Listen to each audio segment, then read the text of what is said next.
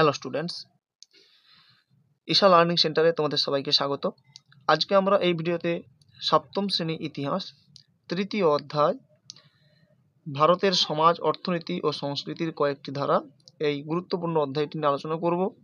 তো এই ভিডিওতে আমরা এই অধ্যায়ের সমস্ত অতি সংক্ষিপ্ত প্রশ্নগুলো নিয়ে আলোচনা করব, তাই তোমরা ভিডিওটি মনোযোগ সহকারে দেখে নাও। তো আশা করি এই ভিডিওটি যদি তোমরা দেখে নাও তাহলে এই অধ্যায়ের সমস্ত প্রশ্নগুলো তোমরা পেয়ে যাবে। তো মনোযোগ সহকারে ভিডিওটি দেখে নাও। সঠিক উত্তরটি বেছে নিয়ে শূন্যস্থান পূরণ করো। তো প্রথম প্রশ্নে রয়েছে যে দক্ষিণ ভারতের বণিকদের বলা হতো নাড়ু, চেট্টি ও নগর। তো এদের মধ্যে সঠিক উত্তর চেট্টি। তো দক্ষিণ ভারতের বণিকদের বলা হতো চেট্টি। পরের প্রশ্ন, বাংলার সূক্ষ্ম বস্ত্রের নাম ছিল রেশম, মুসলিন, খাদি। তো সঠিক উত্তর মুসলিন। পরের প্রশ্ন, কনৌজ ড্যাশ কেন্দ্র হিসাবে গুরুত্বপূর্ণ ছিল। তো রাজনৈতিক, প্রশাসনিক ও সাংস্কৃতিক।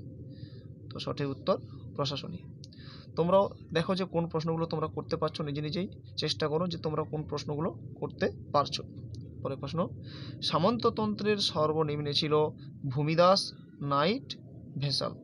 তো সঠিক উত্তর ভূমিদাস। তো সামন্ততন্ত্রের সর্বনিম্নে ছিল ভূমিদাস এবং সর্বোচ্চ স্তরে ছিল রাজা। পরের প্রশ্ন, পাল ও সেন যুগে বাংলার প্রধান ফসল ছিল ধান, গম ও যব। তো সঠিক উত্তর ধান। পরের প্রশ্ন, বাংলার বাইরে থেকে এসেছিল বাঘ, হাতি, ঘোড়া। তো সঠিক উত্তর ঘোড়া। এছাড়াও উটও বাংলার বাইরে থেকে এসেছিল। পরের প্রশ্ন খুব গুরুত্বপূর্ণ, চিকিৎসা সংগ্রহ গ্রন্থের রচয়িতা হলেন চরক, সুশ্রুত, চক্রপাণি দত্ত। তো সঠিক উত্তর চক্রপাণি দত্ত। পরের প্রশ্ন, সন্ধ্যাকর নন্দীর লেখা বইটির নাম রামচরিতমানস, রামচরিত, চণ্ডীমঙ্গল। তো সঠিক উত্তর, এটা তোমাদের জানা উচিত, সঠিক উত্তর রামচরিত। খুব গুরুত্বপূর্ণ একটি প্রশ্ন। পরের প্রশ্ন, চোল আমলে ড্যাশ হস্তশিল্প খুব বিখ্যাত ছিল। তো তামা, ব্রোঞ্জ, দস্তা। তো সঠিক উত্তর ব্রোঞ্জ। পরের প্রশ্ন, চোল আমলে প্রদেশগুলি ড্যাশ নামে পরিচিত ছিল। তো নগম, মন্ডলম ও নাড়ু। তো সঠিক উত্তর মন্ডলম। তো চোল আমলে প্রদেশগুলি মন্ডলম নামে পরিচিত ছিল। পরের প্রশ্ন, পাল যুগে ও সেন যুগে দ্রব্য কেনাবেচার প্রধান মাধ্যম ছিল কড়ি, নিষ্ক, মনা। তো সঠিক উত্তর কড়ি। পরের প্রশ্ন, বাংলা ভাষার উৎপত্তির সময়কাল ছিল ড্যাশ যুগ। গুপ্ত যুগ, সেন যুগ, পাল যুগ। তো সঠিক উত্তর হবে পাল যুগ।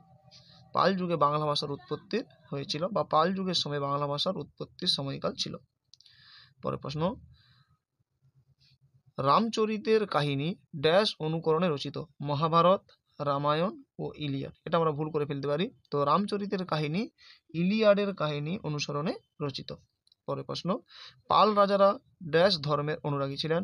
বৌদ্ধ, জৈন ও শিখ। তো সঠিক উত্তর বৌদ্ধ ধর্মের অনুরাগী ছিলেন। পরের প্রশ্ন, তান্ত্রিক বৌদ্ধ ধর্মের নাম হলো বায়ুযান, বজ্রযান, হীনযান। তো আমরা বৌদ্ধ ধর্মের দুটি ভাগ পড়েছি আগে, হীনযান ও মহাযান, কিন্তু এখানে বলেছে তান্ত্রিক বৌদ্ধ ধর্মের নাম হলো বজ্রযান। সঠিক উত্তর। পরের প্রশ্ন খুব গুরুত্বপূর্ণ, লুইপাদ ড্যাশ রচনা করেছিলেন। চর্যাপদ, লোকগীতি, লোকনৃত্য। তো সঠিক উত্তর চর্যাপদ। পরের প্রশ্ন, অশ্বঘোষ সমসাময়িক ছিলেন কুষাণ সম্রাট কনিষ্কের, উজ্জ্বল কদফিসেসের এবং ভীম কদফিসেসের। তো সঠিক উত্তর হবে কনিষ্কের। তো তোমরা যদি এই চ্যানেলটিতে নতুন, অবশ্যই চ্যানেলটিকে সাবস্ক্রাইব করবে এবং বেল আইকনটিকে প্রেস করে অল নোটিফিকেশান সিলেক্ট করে নেবে।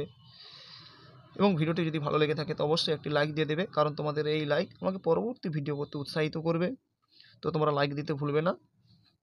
পরের প্রশ্ন, নির্বাণ শব্দের অর্থ হলো মুক্তি, প্রদীপ, দুঃখ। খুব গুরুত্বপূর্ণ প্রশ্ন। তো নির্বাণ শব্দের অর্থ হলো মুক্তি লাভ, অর্থাৎ নির্বাণ লাভ কথার অর্থ হলো জন্ম মৃত্যুর চক্র থেকে মুক্তি লাভ করা।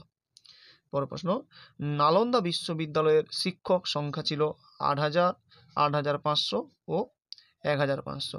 সঠিক উত্তর ১৫০০। পরের প্রশ্ন, নালন্দা বিশ্ববিদ্যালয়ের ছাত্র সংখ্যা ছিল ৮০০০, ১৫০০, ৮৫০০। তো সঠিক উত্তর ৮৫০০। পরের প্রশ্ন, বজ্রযান বৌদ্ধ মত চর্চার একটি বড় কেন্দ্র ছিল নালন্দা, বিক্রমশীল, মহাবোধি। এটা সঠিক উত্তর, বিক্রমশীল। পরের প্রশ্ন, বিক্রমশীল মহাবিহারের কয়েকজন বা একজন অন্যতম মহাচার্য ছিলেন দীপঙ্কর শ্রীজ্ঞান, মুয়াংজাং ইৎসিং। তো সঠিক উত্তর দীপঙ্কর শ্রীজ্ঞান। পাল আমলের ভাস্কর্যের সবচেয়ে ভালো নিদর্শন পাওয়া যায় পাহাড়পুর, জগৎজীবনপুর, বাণগড়। তো পাহাড়পুর, জগৎজীবনপুর ও বাণগড়, এদের মধ্যে পাল আমলের ভাস্কর্যের সবচেয়ে ভালো নিদর্শন হলো পাহাড়পুর। পরের প্রশ্ন, পাল যুগের একজন বিখ্যাত শিল্পী ছিলেন আব্দুল সামাদ, ধীমান, সুশ্রুত। তো সঠিক উত্তর ধীমান। পরের প্রশ্ন, গীত গোবিন্দ কাব্যের রচয়িতা ছিলেন, খুব গুরুত্বপূর্ণ। তো ধৈ, লক্ষণ সেন ও জয়দেব। তো অবশ্যই জানো তোমরা, সঠিক উত্তর জয়দেব, গীত গোবিন্দ জয়দেব। পরের প্রশ্ন, পবনদূত কাব্য রচনা করেন জয়দেব, কালিদাস ও ধৈ। তো সঠিক উত্তর ধৈ। পরের প্রশ্ন, দান সাগর, অদ্ভুত সাগর, এই দুটি গ্রন্থের রচয়িতা হলেন বল্লাল সেন, লক্ষণ সেন, বিজয় সেন। তো সঠিক উত্তর বল্লাল সেন। পরের প্রশ্ন, বাংলায় পাল শাসন 200, 300, 400 বছর ধরে 400 বছরেরও বেশি সময় স্থায়ী হয়েছিল। তো সঠিক উত্তর 400 বছরেরও বেশি সময় ধরে স্থায়ী হয়েছিল। পরের প্রশ্ন, অতীশ দীপঙ্করের জন্ম বঙ্গাল, রাঢ়, সমতট অঞ্চলে। তো সঠিক উত্তর বঙ্গাল অঞ্চলে। পরের প্রশ্ন, সদুক্তি করণামৃত গ্রন্থটি রচয়িতা হলেন শ্রীধর দাস, চণ্ডীদাস, গোবিন্দ দাস। তো সদুক্তি করণামৃত গ্রন্থটি শ্রীধর দাসের রচনা। দাস। পরের প্রশ্ন, অতীশ দীপঙ্কর দীক্ষা নিয়েছিলেন ড্যাশের কাছে, অর্থাৎ তার গুরু ছিলেন উপগুপ্ত, ব্রহ্মগুপ্ত, শিলরক্ষিত। তো সঠিক উত্তরকে শিলরক্ষিত। পরের প্রশ্ন, খ্রিস্টীয় 8ম শতাব্দীর সময়ে পৃথিবীর সর্ববৃহৎ বৌদ্ধ কেন্দ্র ছিল বড়বদুর, নালন্দা ও মহাবোধি। তো সঠিক উত্তর হবে বড়বদুর। পরের প্রশ্ন, আঙ্কর ভাটের মন্দিরটি ড্যাশ দেবতার, শিব, বিষ্ণু, কৃষ্ণ ও ব্রহ্মা। তো সঠিক উত্তর বিষ্ণু। আঙ্কর ভাটের মন্দিরটি ছিল বিষ্ণু মন্দির। পরের প্রশ্ন, লক্ষণ সেনের রাজসভায় কবি ছিলেন জয়দেব, চরক, সর্বানন্দ, শ্রীনিবাস। তো লক্ষণ সেনের রাজসভায় কবি ছিলেন জয়দেব, খুব গুরুত্বপূর্ণ প্রশ্ন এটা কিন্তু।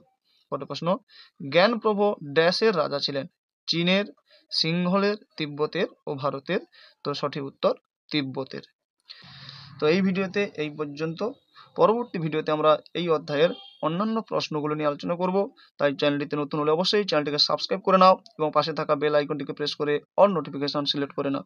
এবং ভিডিওটি যদি ভালো লেগে থাকে অবশ্যই একটি লাইক দিয়ে দাও, কারণ তোমাদের এই লাইক, কমেন্ট এগুলো আমাদেরকে পরবর্তী ভিডিও বানাতে উৎসাহিত করবে। তো এবং তোমার বন্ধুদের মধ্যেও ভিডিওটি শেয়ার করে দাও, যাতে তারাও এই ভিডিওটি দেখে উপকৃত হতে পারে। এই ভিডিওতে এই পর্যন্ত। ধন্যবাদ।